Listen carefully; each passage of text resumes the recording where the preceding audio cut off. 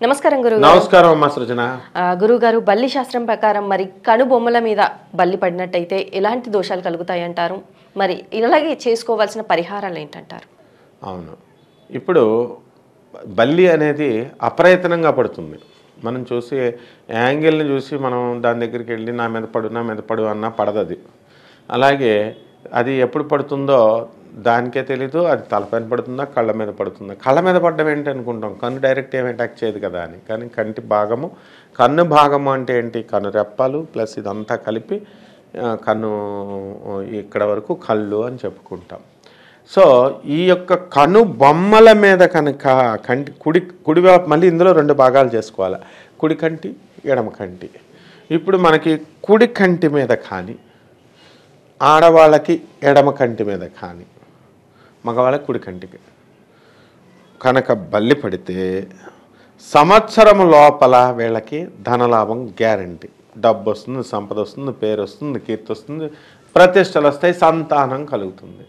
అదే మళ్ళీ ఇక్కడ రెండో పార్ట్ మగవాళ్ళకి ఎడమ కంటి మీద ఆడవాళ్ళకి కుడి కంటి మీద పడిందనుకో, వాళ్ళకి ధనలాభం కలగదు. వాళ్ళకి ఏం కలుగుతుంది, కష్ట నష్టాలు కలుగుతాయి. ఈ కంటి అనేటటువంటిది మనకి ఇది దిక్సూచి, సర్వేంద్రియాణం నయనం ప్రధానం అన్నారు. ఇంద్రియాల్లో అన్నీ లేకపోయినా మనం బతకొచ్చు. కాలు లేకపోయినా, చేయి లేకపోయినా, కన్ను లేకపోతే, కళ్ళు లేకపోతే చాలా ప్రాబ్లము. అందువలన మనం కొంతమందిని పాపం అంధుల్ని మనం చూస్తాం, వాళ్ళు లైఫ్ లీడ్ ఎలా చేస్తారా బాబు అని. ఈ శాస్త్రం ఏం చెప్తుందంటే విపరీతంగా పూర్వజన్మలో కామాన్ని, అంటే అవతల వాళ్ళని రేప్ చేసేసో లేకపోతే వాళ్ళ ఇష్టానికి వ్యతిరేకంగానో విచ్చలవిడిగా వ్యభిచారం చేసిన వాళ్ళకి కన్ను మన్ను కామంతో కళ్ళు కప్పుకుపోయినాయి అనే సామెత అది. అంటే కామానికి కళ్ళుకి లింక్ ఉందన్నమాట. సో ఎవరైతే అలా ప్రవర్తిస్తారో అటువంటి వాళ్ళకి ఈ కళ్ళకి సంబంధించినటువంటి వ్యాధులు రావడానికి అవకాశాలు ఉన్నాయని శాస్త్రాలు చెప్తున్నాయి. కాబట్టి వాళ్ళు పాపం అందులో అవుతారట. సో అట్లీస్ట్ ఈ జన్మలైనా వాళ్ళు రియలైజేషన్ అయ్యారనుకో మంచిగా వాళ్ళు చేసేసుకోవచ్చు. అయితే ఈ కంటి మీద మనకి ఈ విధంగా మనకి ఎడమ కంటి మీద ఆడవాళ్ళకేమో మగ కంటి, మగాళ్ళకేమో ఎడమ కంటి మీద అయితే మళ్ళీ దుష్ఫలితాలు వస్తాయి. ఎంతసేపు మగాళ్ళకి కుడి కంటి, ఆడవాళ్ళకి ఎడమ కంటి పడాలి. నెక్స్ట్ రెండవది మగవారికి కుడి కంటి మీద ద్రవ్యలాభం అని చెప్పాం, బాగుంది. స్త్రీలకు ఎడమ కంటి పడితే శుభమన్నాం. ఇప్పుడు సేమ్ అప్లైజ్ అనమాట మొత్తం అంతా కూడా. అప్పుడు కన్ను ఐ లిడ్స్ మీద పడినా, లేకపోతే ఈ పార్ట్ మీద పడినా, లేకపోతే ఇక్కడ పడినా ఒక్కటే అనమాట. బేసిక్ ఏంటంటే మనము మగవాళ్ళైతేనేమో కుడి సైడ్ పార్ట్లు, ఆడవాళ్ళైతే ఎడమ సైడ్ పార్ట్ల మీద పడితే డబ్బు వస్తుంది, లాభాలు వస్తాయి.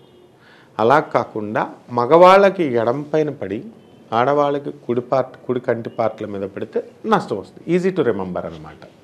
అంతే అమ్మ. మరి వీరు చేసుకోవాల్సిన పరిహారాలు ఏంటంటే? పరిహారాలు ఏం చేయాలా, బల్లి పడగానే బల్లి టచ్ అవగానే వెంటనే ఇమ్మీడియట్ ఎలర్జీ వస్తుంది కదా బల్లిని చూడగానే.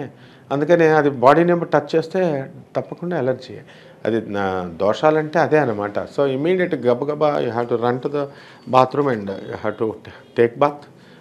తలంటి స్నానం చేయాలి. తలంటి స్నానం చేసి చక్కగా బయటకు వచ్చేసి దేవుడి దగ్గరికి దీపారాధన చేసేసి ఇంత ఉప్పు ఇంత మిరియాలు పెట్టేసి దేవుడికి నైవేద్యం పెట్టేసి చక్కగా భగవంతుడికి నమస్కారం పెడితే దోషాలు పోతాయి. అలాగే ఇవన్నీ శాశ్వత పరిష్కారం కావాలి అనుకుంటే వీళ్ళంతా you have to rush to Kanchipuram.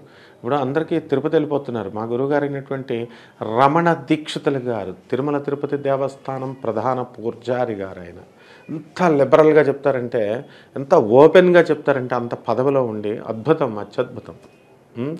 ఆయన తిరుపతి వెళ్ళడం ఒక స్టేటస్ అయిపోయింది, సింబల్ స్టేటస్ అయిపోయింది. జనాలు వచ్చుడు ఇదంతా మనమే చేసుకుంటున్నాం. ఇంతమంది జనాల్ని వెళ్ళడం, సంవత్సరానికి ఒకసారి వస్తే సరిపోదా?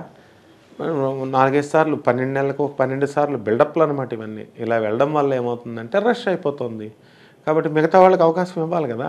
పోనీ అక్కడికి ఇప్పుడు సపోజ్ కొంతమంది ఇప్పుడు దేవాలయాలు ఉన్నాయి, ఇప్పుడు నాకు తెలిసిన వాళ్ళకి ఒకటి ఒక గుడి ఉంది. ఆ గుడి వాళ్ళలో వాళ్ళు ఏం చేయాలండి, వాళ్ళే టెంపుల్ని మేనేజ్ చేస్తున్నారు. మేనేజ్ చేసేటప్పుడు వైకుంఠ ఏకాదశి రేపు వచ్చినప్పుడు ఏం చేయాలి, వాళ్ళ గుడిలో ఉత్తర ద్వారం కూడా ఆ స్వామివారి దగ్గరికి వెళ్ళాలి. వీళ్ళు అది మానేసి తిరుపతి వెళ్తున్నామండి మరి మేము అంటే, మరి ఇక్కడ గుడి ఎందుకు రన్ చేస్తున్నట్టు మీరు? సో ఆ విధంగా వీళ్ళందరూ కూడా ఏంటంటే ఈ కంచి వెళ్ళిపోయి శుభ్రంగా ఆ బంగారు బలిని ముట్టేసుకోవడమే. ఇప్పుడు మనం లేదా అక్కడి నుంచి వచ్చిన వాళ్ళు ఎవరైనా బంగారు బలి ముట్టుకున్న వాళ్ళు అక్కడ అవైలబుల్గా ఉన్నారనో అనుకో, వాళ్ళని ముట్టుకోవడమే, సింపుల్. ఈ దోషాలు వాళ్ళకి ట్రాన్స్ఫర్ అయిపోతాయి అనమాట. And they will absorb like sponge అనమాట, అంతే. కంటిపై బల్లి పడితే ఎలాంటి దోషాలు కలుగుతాయి, అలాగే వీరు చేసుకోవాల్సిన పరిహారాల గురించి కూడా చాలా చక్కగా వివరించారు గురువు గారు. Thank you so much. Thank you so much అమ్మా.